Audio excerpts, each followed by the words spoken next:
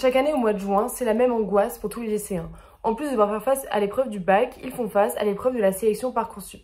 Et le coupable, en cas de déception, sera toujours le même, l'algorithme de Parcoursup. Mais qu'en est-il réellement? Quelle place joue-t-il réellement dans la sélection des candidats? Et peut-on réellement le blâmer? Historiquement, l'admission des nouveaux étudiants en études supérieures était réellement éclatée, c'est-à-dire que chaque personne allait postuler auprès d'universités qui les intéressaient et donc envoyer individuellement à chaque université leur dossier ainsi que leur lettre de motivation. Ce dispositif engendrait énormément de travail, entre 10 à 13 dossiers par élève à envoyer.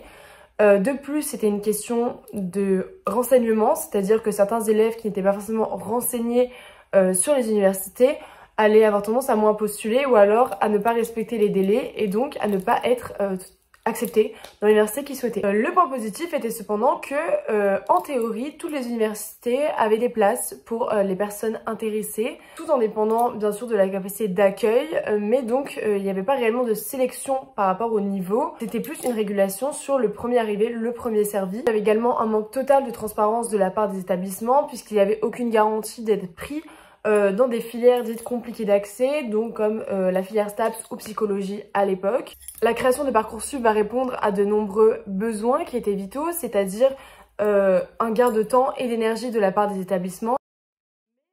On peut questionner l'algorithme de Parcoursup. Que fait réellement cet algorithme national? L'algorithme de Parcoursup n'est en réalité pas un algorithme de tri. Il ne va pas prendre en compte vos notes, votre dossier, vos expériences. Ce qu'il fait, c'est en réalité attribuer des places à ceux qui correspondent aux critères de l'école. Une sorte de distributeur qui utilise le processus de l'algorithme économique de Gale et Shapley, qui est appelé les mariages stables. Et l'idée est que ça va créer un mariage entre les étudiants et la formation qui les intéresse. La relation entre ces deux facteurs doit être stable. Il faut qu'il n'y ait pas de jalousie entre ces deux facteurs, c'est-à-dire que concrètement, si un étudiant A choisit le vœu X et Y, mais a une préférence pour le vœu X, s'il est accepté, il aura très peu de chances d'être accepté dans le vœu Y.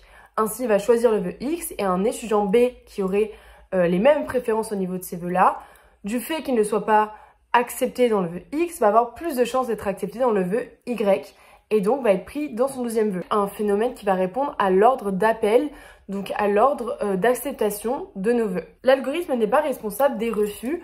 Le vrai responsable, c'est les formations en elles-mêmes, c'est-à-dire que le vrai tri ne va pas être fait par Parcoursup, mais par les formations elles-mêmes qui vont créer des algorithmes locaux. C'est-à-dire que chaque licence va donner leurs critères et leur donner des poids différents en fonction de leur importance pour leur formation, notamment basés sur les notes de la première et de la terminale, la lettre de motivation, mais surtout le lycée d'origine. Et c'est là où ça va créer de grandes inégalités. Selon une étude de l'année sociologique, Parcoursup n'a pas supprimé les effets de l'origine scolaire puisque les étudiants des lycées favorisés ont plus de chances d'être mieux classés, ceux venant de lycées ruraux, par exemple.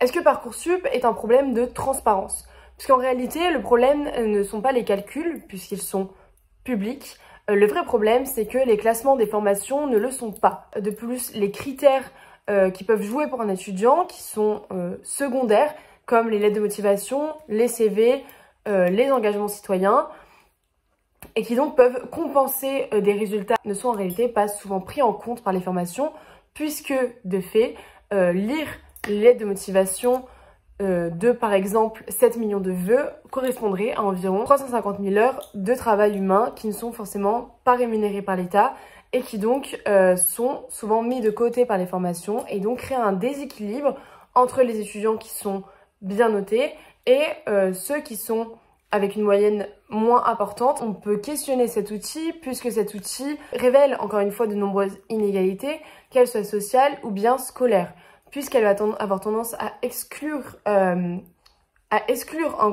grand nombre d'étudiants et surtout à ne pas trouver de solution à ces étudiants-là, c'est-à-dire que Parcoursup ne va pas prendre en compte le fait que l'étudiant n'ait 0 vœu accepté. Ainsi, on se rend compte que dans la société actuelle, Parcoursup est un système de plus en plus remis en question et de plus en plus critiqué. En effet, c'est plus de 61% des lycéens qui considèrent le système comme injuste. En réalité, Parcoursup n'est pas un algorithme qui décide de notre avenir, c'est un distributeur. Ce qui décide, et là où il y a le problème, c'est les formations et les critères qu'elles ont appliqués afin de gagner du temps et de l'énergie. Cependant, avec les baisses de budget ainsi que le manque de place dans les universités, Parcoursup devient excluant et répond à des normes sociales qui ne devraient pas être présentes dans la question de l'éducation, notamment la question de notre lycée d'origine.